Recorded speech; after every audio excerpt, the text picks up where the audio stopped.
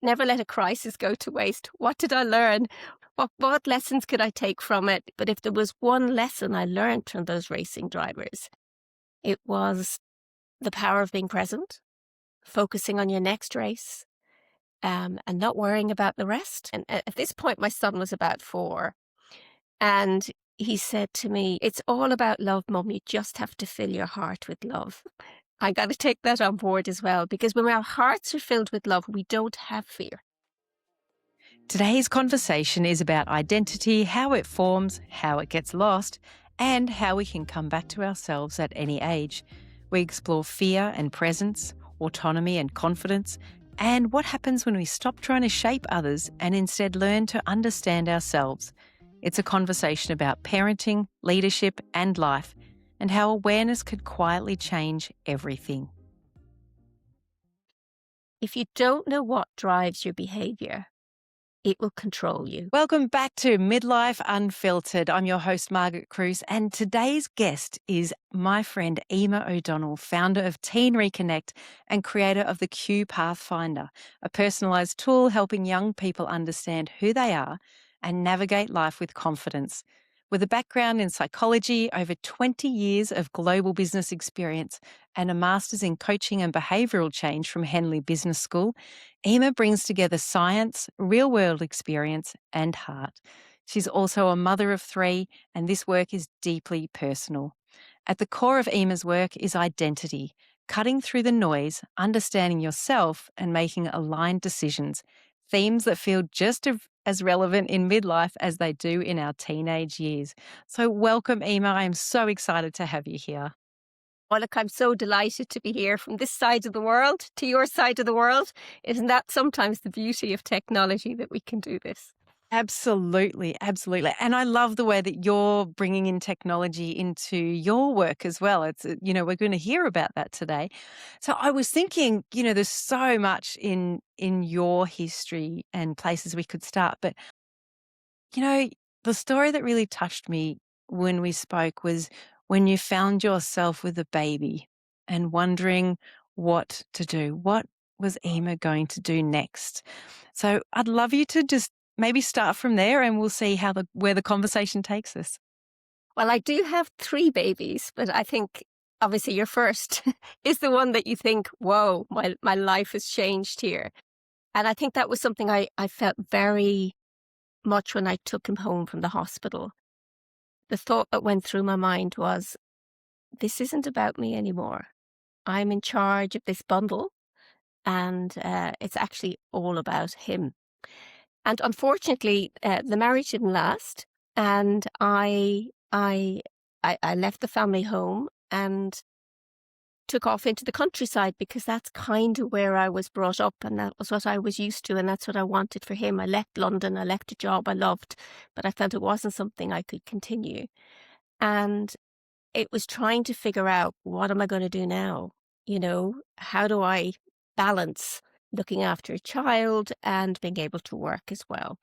And I remember going and thinking, I look at nursery options or whatever. But for me, in my heart, when I did that, it just felt all so wrong. And I'm not judging anyone else. I think we all come from our own space about what we need. But I had moved somewhere. I'd gone to go and work for a company. They ended up being bankrupt very quickly. And it was just like, Goodness. whoa, what's going on? So the stress and strain of that, yeah, and looking at I was working with the racing team, and looking at the racing drivers around me, and they were calm. And this is, you know, 26 years ago. And people didn't really talk about being present. They didn't really talk about intention. They didn't really talk about any of that stuff. But if there was one lesson I learned from those racing drivers, it was the power of being present, focusing on your next race, and not worrying about the rest. And really wanting to do what you wanted to do, because those guys had to sold their grandmother to race, to be honest Oh, with you. yeah. And then for me, it was, okay, I'm running around feeling like a headless chicken. I want more of what they're doing. And then it was about me being really intentional about, well, what do I want to create? And how can I balance that to look after my child, so I don't, leave him at 7 in the morning and don't come back at 7 at night, which is what I would have done pre-baby. Yeah. And, yeah, and it's funny, isn't it, when we're really clear about what we can do, when we're really clear about what's aligned. I was able to negotiate a contract, got some work, went back to my network, ended up getting a contract for 3 months, where I could work from home. And for me, it was, okay, I can worry about the 3 months, or I can focus on getting the job done and seeing what else comes. And the lovely thing was then that contract developed into a year. And so I was able to find what I wanted, and I was able to hybrid work, you know, 26 years ago. And so it's kind of more standard now because of COVID, because I think that gave us all a shake up. Did. But I think if that's one thing I came away with, never let a crisis go to waste. What did I learn?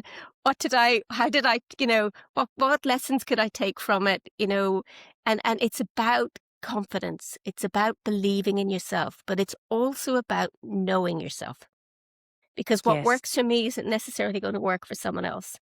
But I have no regrets that I was able to spend more time with my son. I used to work 2 days in London. The rest of the time I could be at home. I never had to be I never had to be there before 10 o'clock.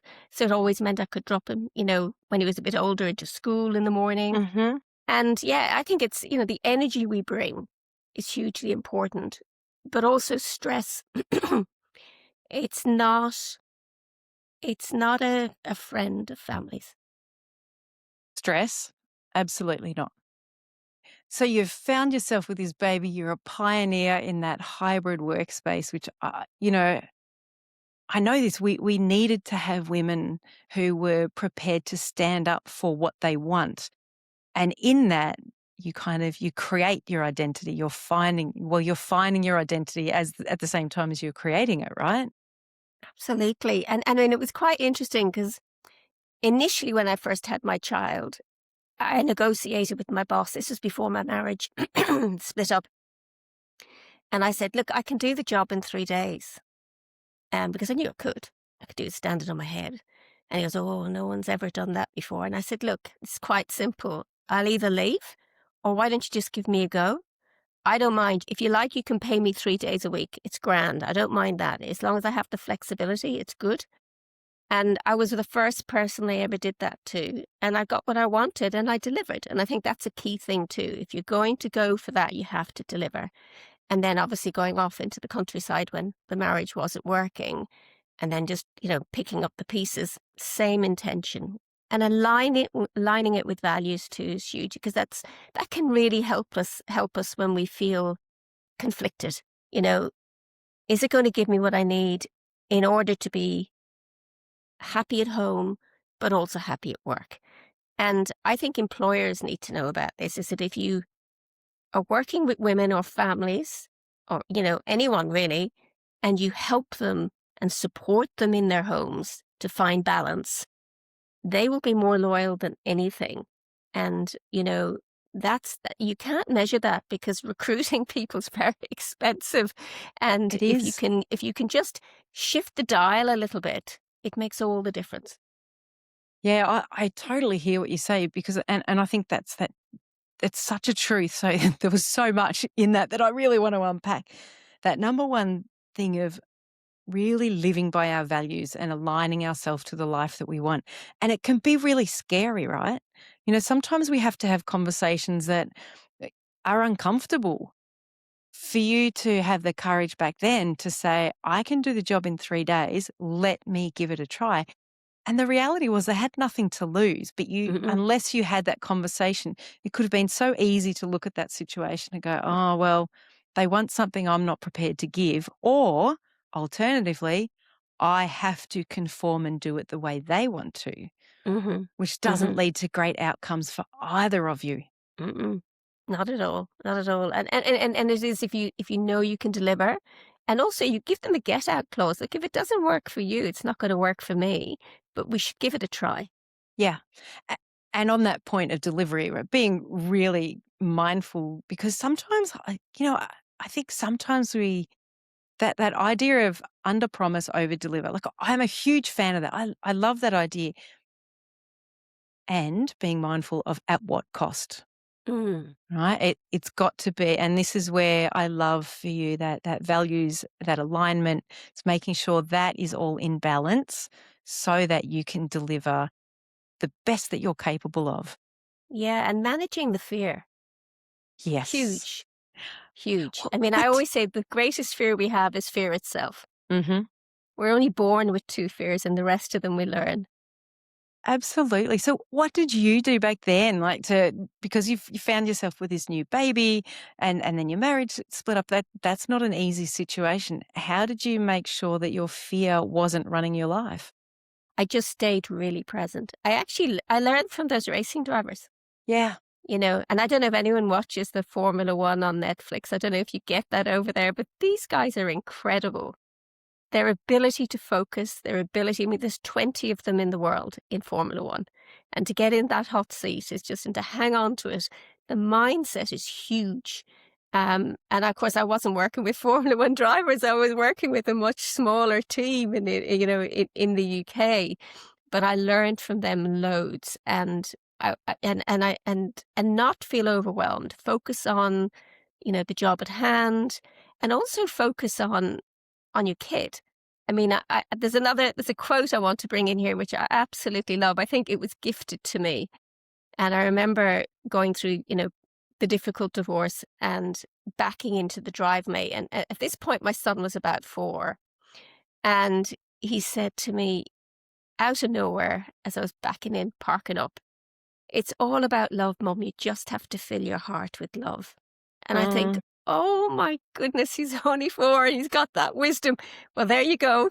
I got to take that on board as well, because when our hearts are filled with love, we don't have fear. It's absolutely true. When and that's a lot of that is focus. Mm, And we can choose to focus on either, but mm, you're right. When you're and also, I mean, I find that a loving heart is a full heart. mm. Yeah. And it is about what story am I in today? Oh, so much about stories, isn't there? Mm, Oh my goodness. But I just, like, what a blessing that your son gave you that quote, like, had the capacity at mm, 4 years old mm. to share that with you. And it's just such a great reminder of the wisdom of young people, which I know is something that you absolutely believe in. And whether they're 4 or 14, there's so much wisdom for everyone if we listen. Absolutely. I mean, I actually think our children are sent to us often to learn lessons, Mm, to to learn lessons about ourselves. Um, and I think, isn't it interesting when they're young, they're free, well, hopefully they are in environments that they can be, is yeah. to say their truth. And then slowly but surely we kind of chip away at that because, oh, you're not allowed to say that. You can't say Auntie Nellie smelly, even if she is. Do you know what I mean? So, and it's like hiding the truth. And then, we teach them not to be as authentic as they are Hmm. because of social norms. And then I think, they'd start to doubt themselves. And of course, they have to survive the world. If you're calling everyone smelly, you're probably going to get hit in the mouth. Quite probably, yeah. At some Yes, point you will be. yeah, absolutely. But for me, it's just they, you know, they live presently, right? You watch a small kid Mm, who's just there with their glitter and their tin, and they can imagine that it's a cake, and they can imagine all sorts of things without all the constraints that we think we need: A, B, C, D, E, F, G, and we just pick that stuff up along the way.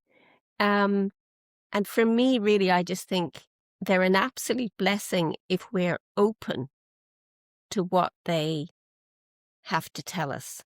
Of course, we're there to guide them, but we're not there to tell them how to live their lives. I always say we have our own lives to live. And it's very easy as a parent or a teacher or anyone who influences young people to start telling them how it is. Because we yeah. all have our own unique world perspective based on what we've gathered along the route. So don't impose your stuff on them. No, I agree with that totally. And sometimes that is the hardest thing in the world to do. Yeah, well, but do you know why it is? Because our second greatest need after breathing is giving feedback. We do it every 3 hours minimum, and then we also do it really badly because we don't get taught Never how heard to do it this. properly. Yeah, yeah, I've never heard that idea that our second greatest need is giving feedback. yeah, yeah. And we need to have some feedback because, we need to know how we're operating in the world and how we're being perceived by others. But if you think a lot of the feedback back that we give our kids or our young people, if they're behaving really well, we normally don't say that much, do we? Because there's no need and we can get on with our lives. But if they're not, then how often do we say something negative? And it's often unconscious. So if there's one thing I want people to take away from today is be conscious how often you give feedback. Be conscious of what that feedback is telling the person you're hanging out with, and be conscious of whether they asked for it or not. Do you know, I was talking to my mum today and we were going through something around technology and I just said to her, "May I make a suggestion?" And just framed it like that so that she had the permission to say no if she didn't want to hear Hmm. what I was suggesting. And I think, the same sort of thing with feedback when we can be a bit soft about, uh, can I make a suggestion? Or perhaps remembering that idea of with feedback, we kind of need 3 to 4 or 3 to 5 positives to any negative that we hear. And if we can remember that ratio, and that's just the way that our brains are wired.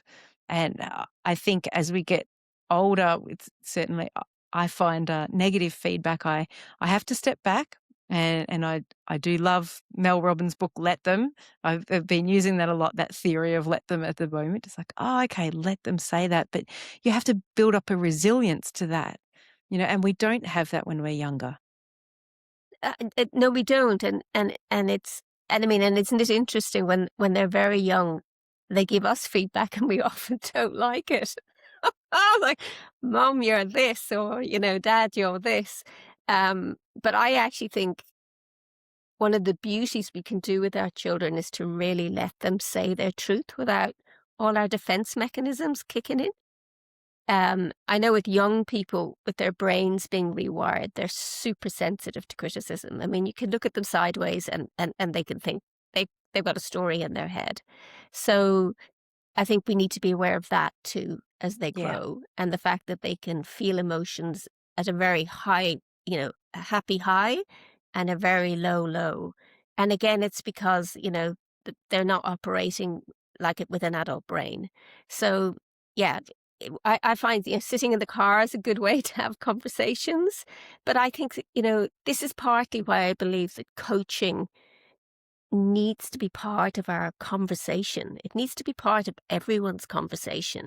The skills of coaching need to be in our communities and not just with people who are coaches, because you can coach just standing right beside someone. And often it's about asking the right question so they come to the conclusion that works for them. Because we can give advice till the cows come home. And so, of course, in some instances it works.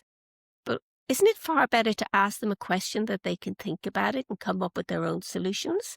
Because, we're not going to be around forever, and we need them to be able to think for themselves. We need to be able to solve problems for themselves. Yeah. And it is asking about the right questions and knowing who they are and what And it's works for them. about letting them make mistakes too. I think we try and shelter our kids and, oh, I don't want them to make the mistakes. But it's through making those mistakes that they learn. That's how I learned. That's how we all learned at this point is through making those mistakes. And yet when we try and do things for them, or this is the way that you should go, we don't allow them that space to explore, like what is life to me, like how can I traverse this, and how do I pick myself up when I do make a mistake.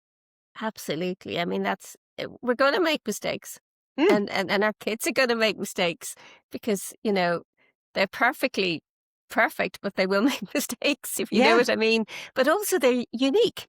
You know, you mentioned earlier a piece of technology that's something I created with psychologists in the UK, and we can map someone's natural talents and strengths, and as well as where their gaps are, because that's where their stress hides, and know how they're wired for success. And the chances of them having exactly the same map as anyone else is 1 in a quintillion, which is a billion billion, which is more than there are people on the planet. Now imagine if you could own that.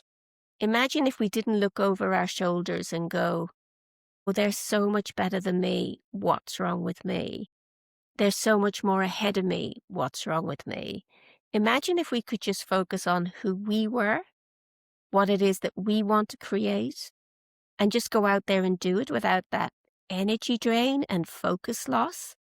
It'd be phenomenal. I mean, I'm not being funny. Social media is classic social comparison on steroids. absolutely. And kids are spending 8 hours a day on there. Of course, it's good for them to be able to connect to their friends because, a lot of families don't let their kids run free and be wild like we were. I don't know about you, but I was wild running around the Wild countryside. running around the streets, Yeah, because you could, and you'd go, yeah. "I'll be home when it's dark for dinner." Exactly. Yeah, yeah. And the odd time I'd, have a parent come out and fish me out of the darkness to get me home. But, we were free to fall over. We were free to pick ourselves up. We were free to sort out our own fights. We were free to navigate, our first kiss or whatever it was, you know what I mean? And we learned slowly. We learned in baby steps. And so the crazy thing is, we put our children almost on a production line now, where parents are scheduling, parents are organizing. No one organized my summers. I got up, No. I got on with it, I got to meet my friends. We're running around outside all day, which also is good for you because we're nature and we need to be part of it. We really, really, really need to think about that and being on a production line where there isn't always clarity, because I think COVID put a mess that up for people because they used to be sold the story. If you go and do this and you do X, you do Y, you'll get to Z. Yes. COVID threw that all in the air. And then it's the stress that came from COVID. It's just the stress of our daily lives that people can't help but carry with them. And when we have stressed adults, we have stressed children. And so for me, it's very much about what can we do to give our children more autonomy?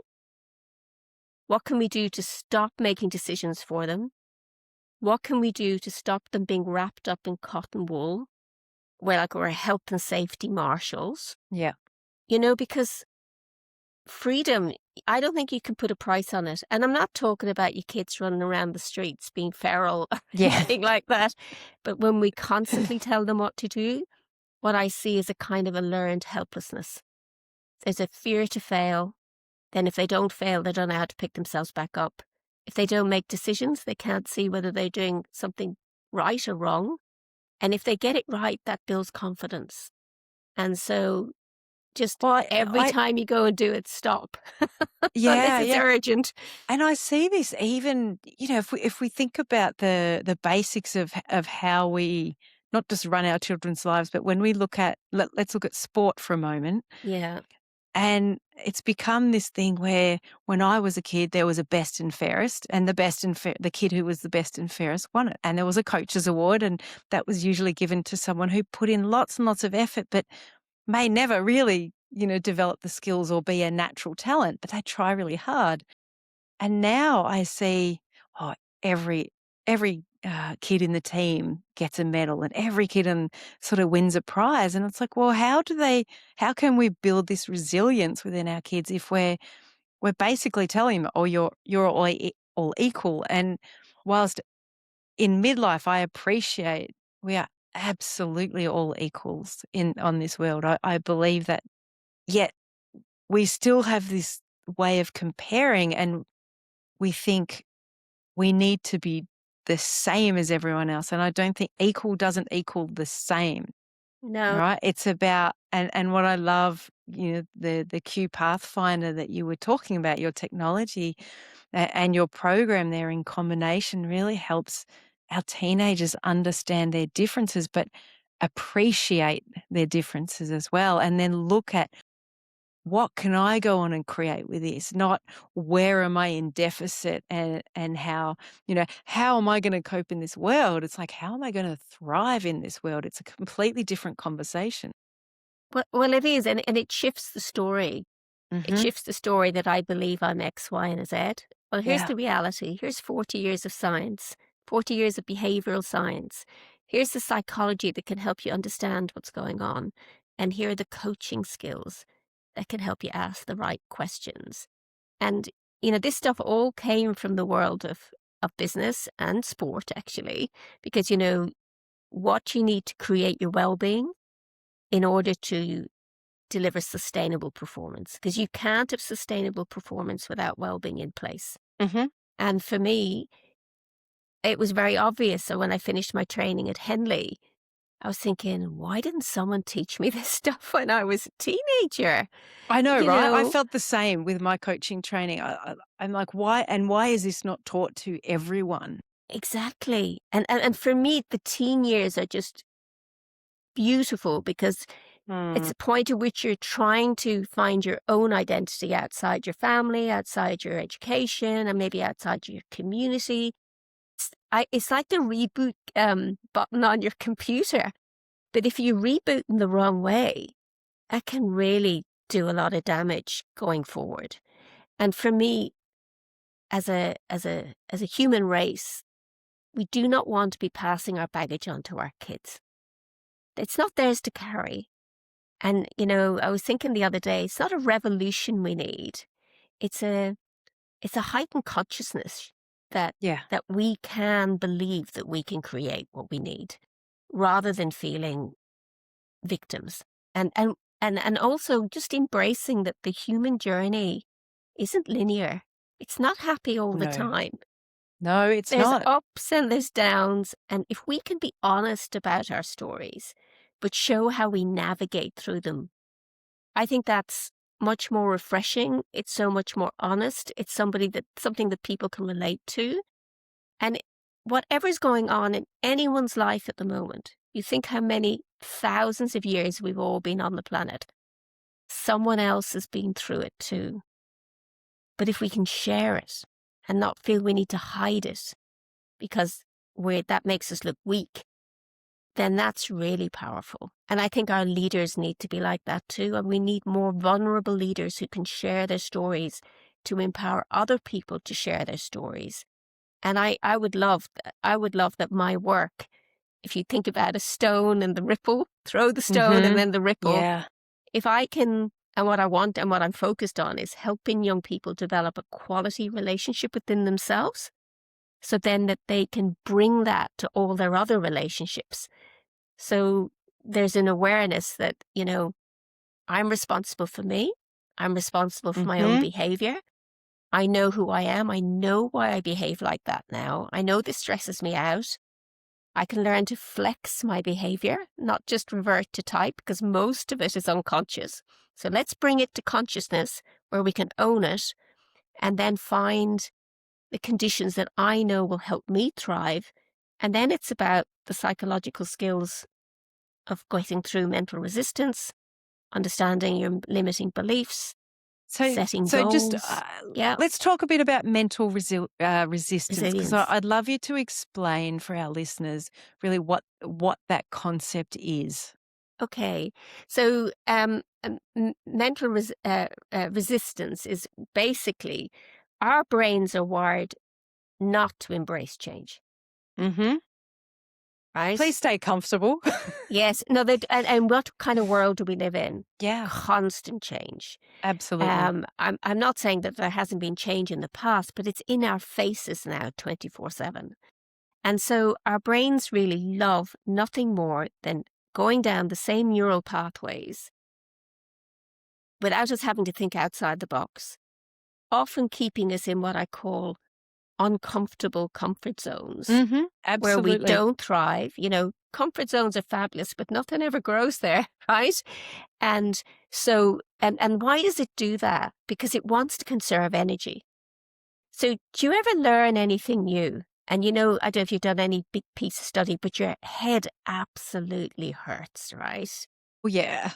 You Oh, know what that's yes. like? Yeah, I know exactly what that's like, and you can almost feel your brain trying to wire itself, but like trying to get. I'm trying to learn it. Exactly right. Exactly right. And of course, that requires so much more energy. Hmm. And so what happens is when we present something to our brain that's changed, that might even be good for us, it's like Mel Robinson's, was it 5, 4, 3, 2, 1? Yes. Yeah. It very quickly, it is going to want to derail us. And so what we have to learn to do is get out of our monkey brain. That's what we need to do. And we need to be able to, I say our brains are like untrained puppies. If you don't keep them, if you don't give them some training, they'll go wherever they like. And Yes. so for me, the starting point of managing mental resilience or mental resistance is knowing who you are, being focused on what you want, having all these little scaffoldings that can support you, and then being able to connect with the truth as much as possible rather than a story. And it's small steps. So comfort zone to learning zone, but you don't want to end up in a freak out zone because that's just going to make you retreat backwards massively. And we're all different. We're all different in how we do that. We are, and I find this is as relevant, I think, in midlife as it is in teenage life. And Absolutely. I guess the main difference is, and I love that you bring this. It's in your book, it's in your work. I'll share all the links in the show notes so that everyone has access to your book. Because honestly, anyone that's parenting a teen should be reading that book. But I love that you bring in the brain changes that teenagers are going through. I think so much is blamed on the hormones, and we don't talk about what's happening in the teenage brain with neural pathways breaking down and new neural pathways developing, and then the myelination of the neural pathways. We kind of go, oh, yeah, the teenager's they're having like a brain snap, but they're literally having a brain snap because neural pathways are cutting down now, uh, and new neural pathways are trying to develop. Now, if we help them develop neural pathways that create a better life for themselves, that are positive. I spent thousands and thousands of hours as a kid playing cricket, as a teenager. Like I love cricket. I loved cricket back then.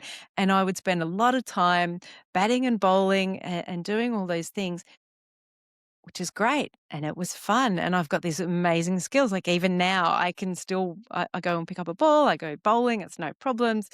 And you see women my age trying to learn, and it's really difficult. And I'm like, I don't get it. It's because it's a muscle memory, but it's brain memory.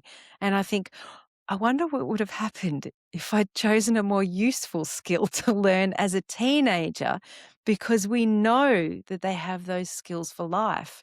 And so this is where part of what I see that you're giving them is a self-awareness. And as you know as well, when we become self-aware, you can't become unself-aware. No, you can't. But and I think what's really important here is if you don't know what drives your behavior, it will control you. And we all have a strength. These are Mhm. the behaviors that we feel comfortable carrying out. I call them our predisposed behaviors. They're formed Mhm. by the time we're 6 or 7. And they stay with us. They're relatively stable throughout the lifetime. And then we have gaps. For every strength, we have a gap. And it's Mhm. in our gaps our stressors are found. So why wouldn't you want to give your kids a complete toolkit of new behaviors that they can access rather than reverting to type? Because ultimately, our well-being and success comes from our behavioral choices. But if Mhm. 95% of them are unconscious, you're leaving a lot sailing in the wind. Do you know what I mean? And Yeah. and that is the reality. And I think, you know, if you've got some training in psychology, if you've worked, had to work with people, if you've, trained as a coach, a lot of this stuff comes naturally, but everyone needs it now. everyone, because we have a world of 24/7 media that plays on our fears. And as a result of that, we're hardwired to tune into those stories because it's about survival and we need to keep safe. But because a bomb goes off in Timbuktu, it doesn't mean it's going to go off down the street next door to you. Because something's happened in one part of the country doesn't mean it's going to happen with you. And equally, we get stories of fear because they sell. How many acts of kindness are happening up and down the country? And you So know what? many. No one reports on those. And so what I'm seeing is we're retreating into our burrows and almost we're leaving our streets to be free for someone who may not want to be doing all the right stuff. If Mm-hmm. someone sees children running around on their own now, they'll almost report the parents to the police. But we can't lock up our children. We can't No. keep them prisoners because without autonomy, it's one of the key climate factors to help us thrive. If we don't give our children autonomy, how are they going to survive when we're not here? Yeah. And we can't make them or even us be afraid of this world that we're living in. No, no. I mean, I heard a story of because I've got more kids now. Obviously, I've got two lots. And so I have a 29-year-old, I have a 10-year-old, and I have a 13-year-old. And one of the mums said to me, "Oh, when I go and get petrol, when I go and get that for my car in the petrol station, I take my child out of the car because I don't trust her to be in the car when I go and pay." And I'm thinking, what are you telling your Wow. kid? How are you telling her that the world is not safe? Is it she doesn't trust the kid or she doesn't trust other She people doesn't or trust both? somebody could come and take her. So that's a parent. And I'm not being critical. I mean, No, I'm just no, saying this is what no. we do. Yeah. There's a parent who doesn't feel that she can leave her child to sit in the car for 5 minutes while she goes in and pays for her petrol. But what message is that telling the kid? I am not safe. I am not capable. I can't do Yeah. anything on my own. That's how extreme it can get. And then I can see parents, because they go out with their kids all the time, they go and jump in, muddy puddles or whatever. Don't get dirty. Oh, I've seen yeah. that so many Yeah. There's a times lot of because that. a And lot of let's that. face it, a lot of that is about convenience. Convenience for the parents. Absolutely. But you and I would have been at an age we could have gone out, we'd have got filthy, and nobody would have said a word to us, and we'd have experienced the joy of that.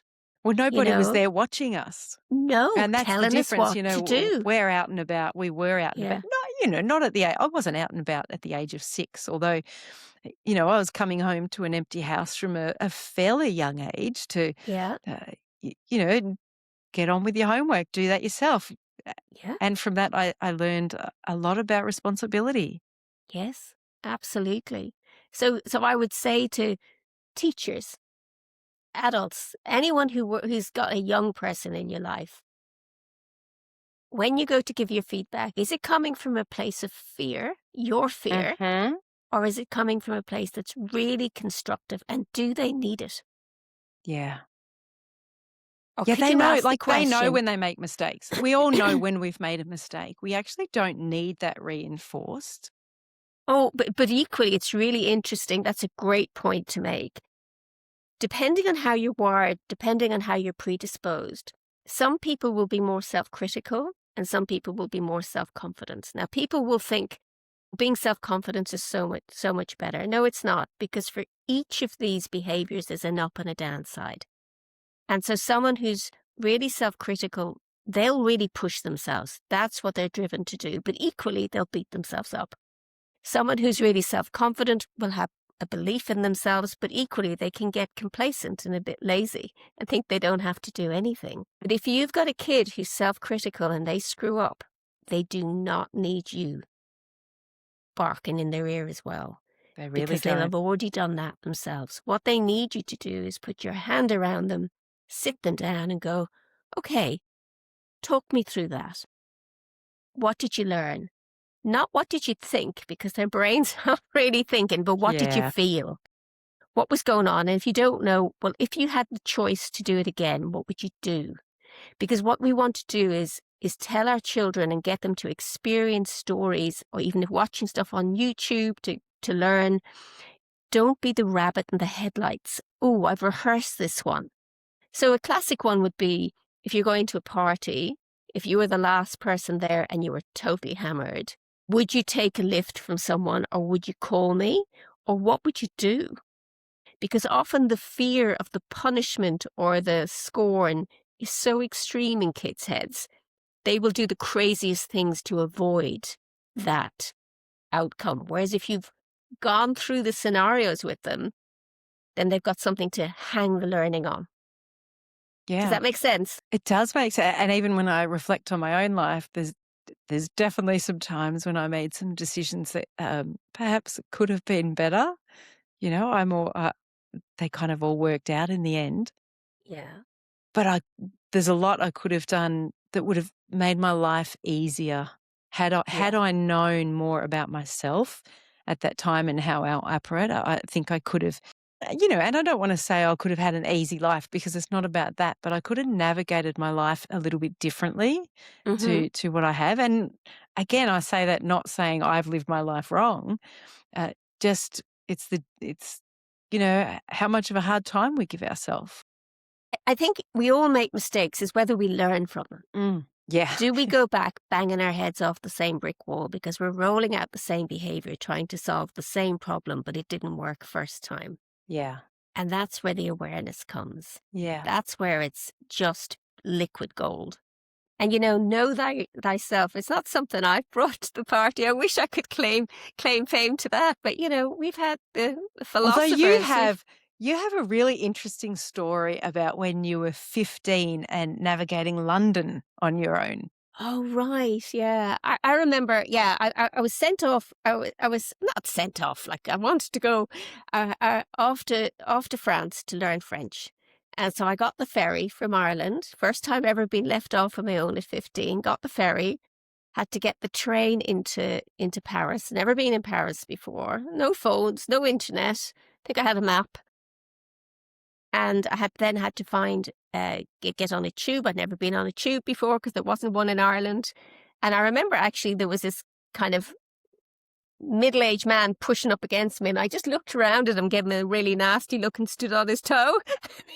And he shifted, and then I got on the train to go down into the center of near Lyon, for my French. And on the way back, I had to catch a plane because there was a strike on. I was brought up in the era of lots of strikes. I had to fly all the way back into London. I had an aunt that lived in London, and so I had to negotiate to find her, going because she was working, and stayed a night with her, and she said, "Okay, you're off into London tomorrow. I've got to go to work. I'll bring you in. I'm going to give you a map. These are things you can go and see, and you can meet me at 5:30 when I'm finished." And there was no fear. There was curiosity. I just thought, wow, it was in the summer, a beautiful city. I'd never seen anything like it. I was like a kid in a sweet shop. I wasn't scared of strangers. I didn't feel any fear. And if I was stuck, I'd ask someone. And to be honest with you, I think we could recreate that again if we could remove our fears. Because Mm, most people are good. yes, I agree. And we are learning that we're believing that they're not. And actually, the more you can see good in people, the more that good shines. Yeah, and the more you But experience good in people, the more exactly, you see good in people, the more you experience good in people. exactly, absolutely. And I think that was just a great experience for me. I survived it. I can still remember I had a white little dress on, a summer dress on. I can still remember it was pretty hot in London, and just walking through the streets. And she did give me a lot of art galleries to go to. And I remember saying to my mum when I came back, I said, "I think I'm done with art galleries for a time. I've had enough of those now." I probably burnt out on all that culture. But At age yeah, and 15, I understand that, yeah, yeah. absolutely. And I have to say, even though I live in the UK now, there's something still lovely about Ireland where people will still say hello as you go down the street, especially in the countryside, where you can go into a pub and you can just strike up a conversation with someone, where you'll see kids learning instruments and just playing music on the street, and they're with their mates and everyone's keeping an eye out on everyone. There's a place my mum lives, a place called Westport, and it's just the most beautiful place for that.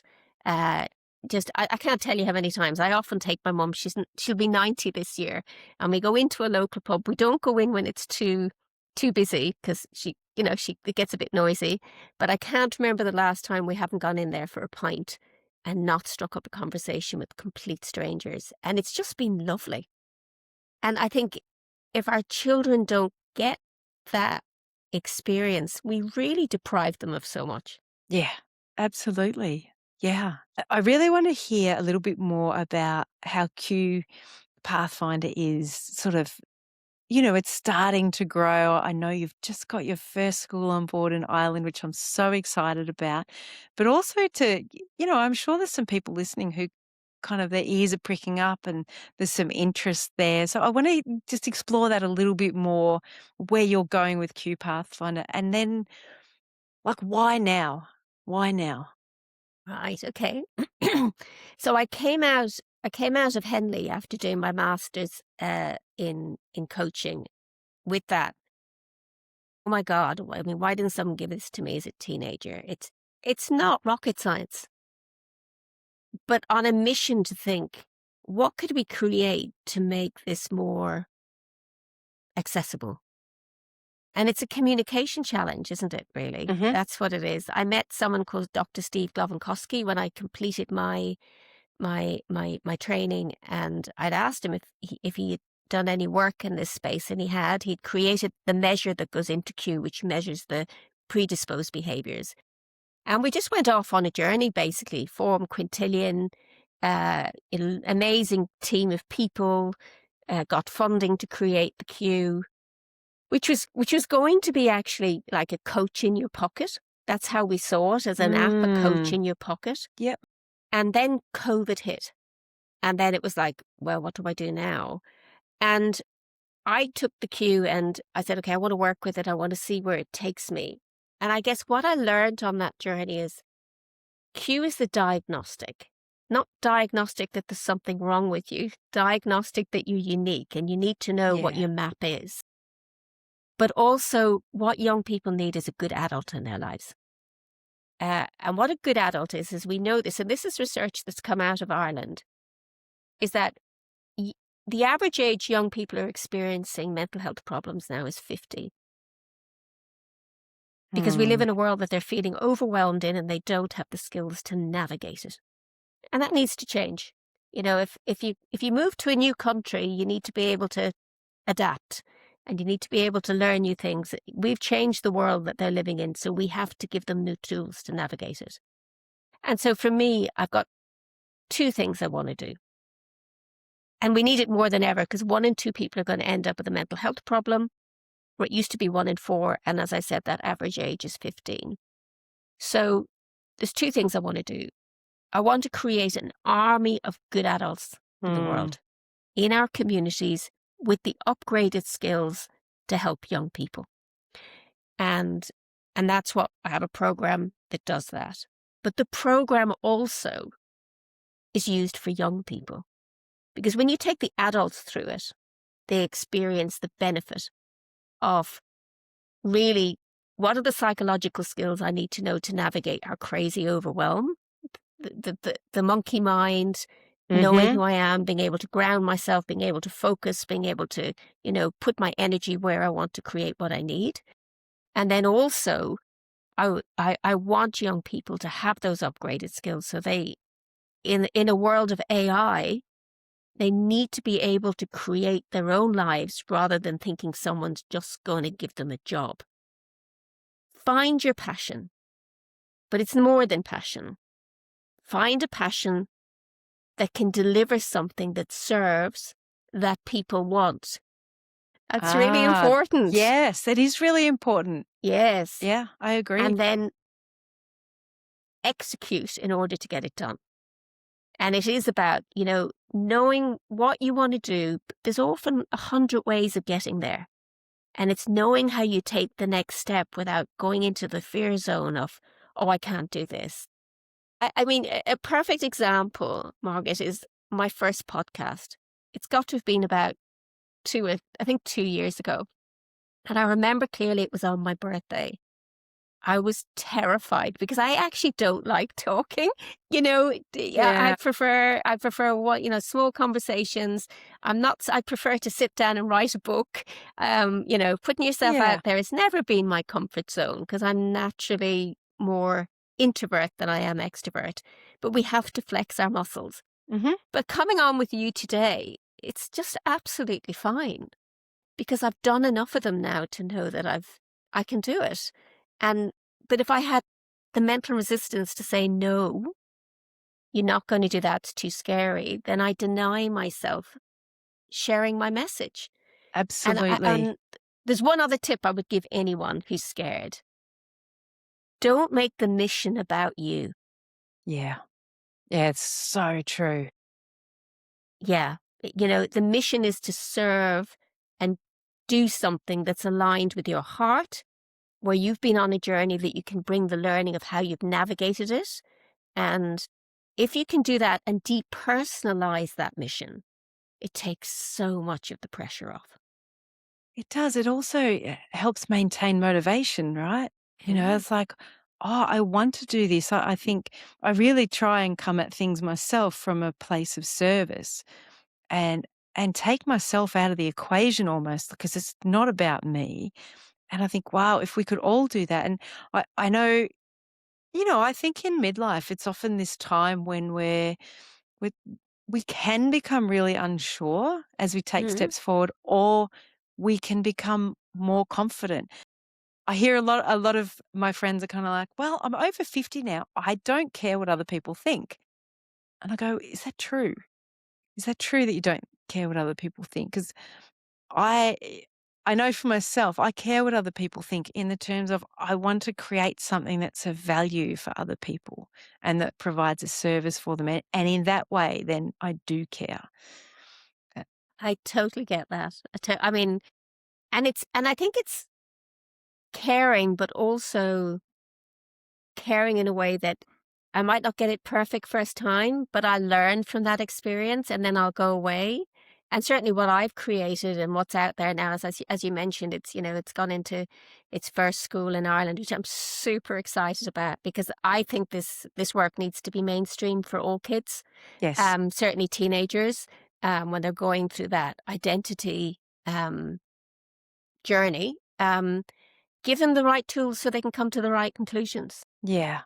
Because if your brain is saturated, and we get more data in a day now than a person got in their whole lifetime in the 1900s, our Yeah. brains haven't evolved to cope. And if you're saturated and exhausted and can't, you're stuck in a fog, you'll make the worst decisions. And then if you're feeling, and I guess what I'm describing here is this is what I see with the kids that I coach.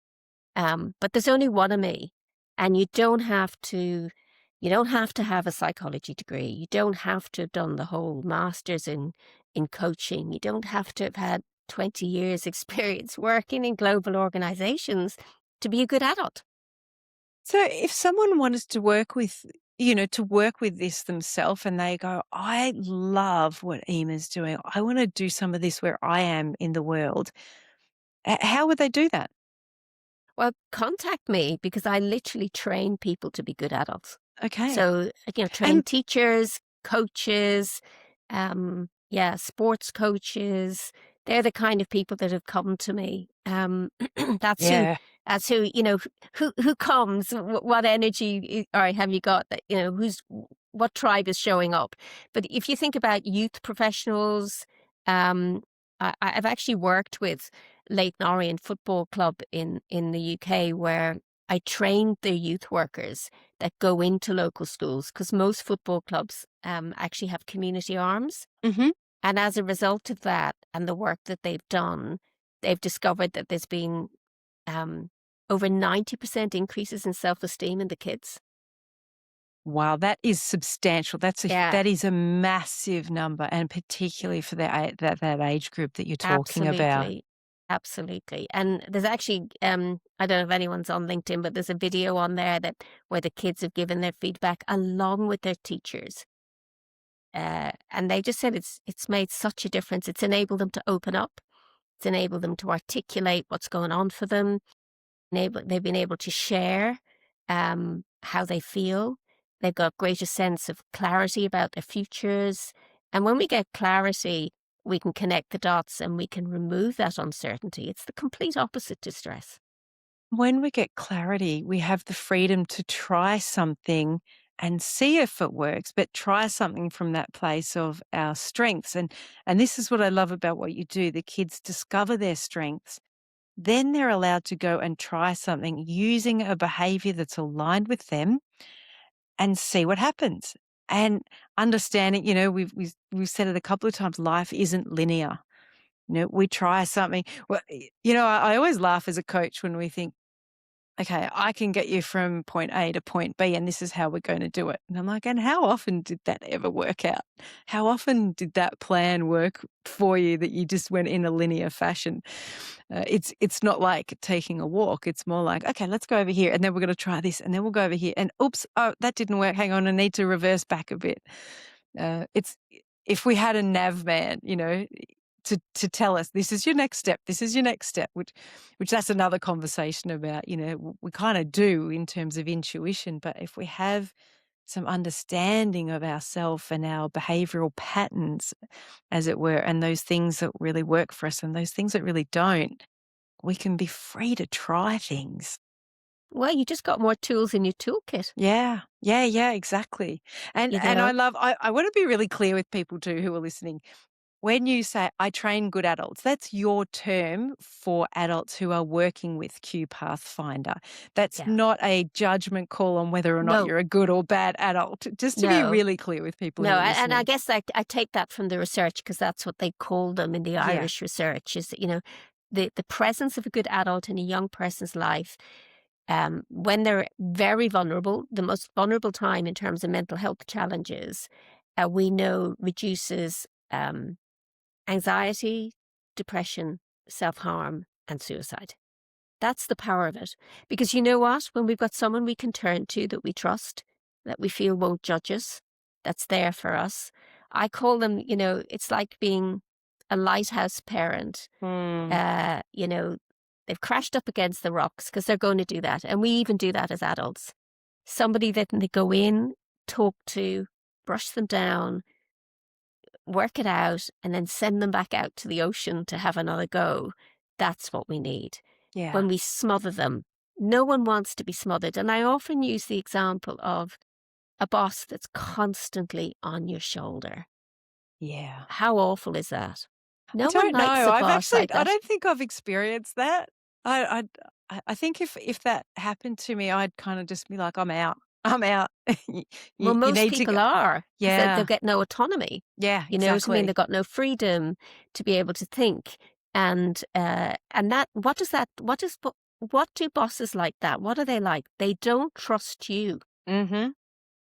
And they So that's why micromanage. they're all over you. Yeah, but they're And what also message does that send? I think sometimes it's a that insecurity within self, this "I have to know everything that's going on" sort Yeah. of thing when that comes to bosses. But, Emma, I'm so pleased we got to have this conversation and share just a snippet really of your work with people and how important it is, and certainly we can hear your passion coming through. I think there's some great opportunities for people who are listening. I know a lot of people in midlife are looking for perhaps a new direction or a different way to serve in the world to what they have. And I know your program offers the opportunity for them to do that. So I would certainly say get in touch with Ema if there's something that's resonated with you in today's conversation. Get in touch and have a conversation with her and see maybe it's a fit, maybe it's a new career for some people. But uh, I. And I'm so excited that the first school in Ireland has taken it up, and let's see if we can spread this around the world. you Yeah, it know? should be part is mainstream education, and Yep, there's no doubt in everywhere. my mind about that. I mean, it's as essential now as anything, and Yeah. and we have the stats to look at. They don't lie in terms of mental health. No. And also, I was just going to mention, if you've got it, just a second, one of the people I trained is an ex-teacher of 20 years. And what I find is the adults get as much of the aha moments as the kids. And why is that? Because we don't learn this stuff at school. We don't learn a lot of this stuff at work. We don't learn a lot of this stuff throughout the educational process, Mm, but everybody needs it now. everybody. So, Emma, one of the things I love to do with my guests is just ask a little, I call them popcorn questions. And, and if you can't answer them all, that's completely okay. But I love to just ask them just to give that sense of continuity, I think. But I find them fascinating in their answers. So, first of all, what brings you most alive right now? Oh, it's the joy of my children. Yeah. Always. Always is. They're a source of joy for me. I've had two families. The 29-year-old, he's, as they say, off the payroll. He's gone, well gone. And then I have the other two coming through, and I just love them so much. And my own family, I'm very blessed with the family I have. So, and I've got some great friends. I mean, I think good people in your life can bring you the greatest joy. Mm-hmm. Couldn't And agree being out more. by the sea, that's the other thing. Anywhere near the sea, I'm a happy girl. Oh, yeah, me too. I totally get that. All Mm. right. So, what would your bravest self say to you about this chapter now in your life? Um, it's for me, it's just keeping going. I've knocked on so many doors over the last few years where I've been told, you just give up, Emer. I mean, go on, just go back to what you used to do. There's no market for this. It's no, but I know there is. I know there is because I'm a parent of younger kids coming through.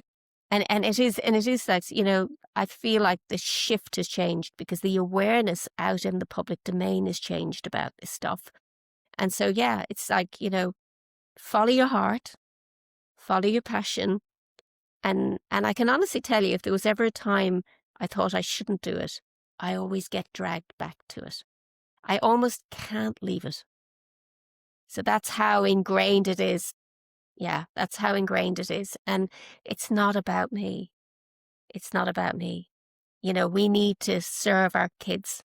And the best way we can do it is to make them really enlightened, conscious beings. So they make good decisions, not just for themselves, but for their communities. And for me, that's, if you look at the leadership around the world at the moment, we need more of what I've just described. We do. We do.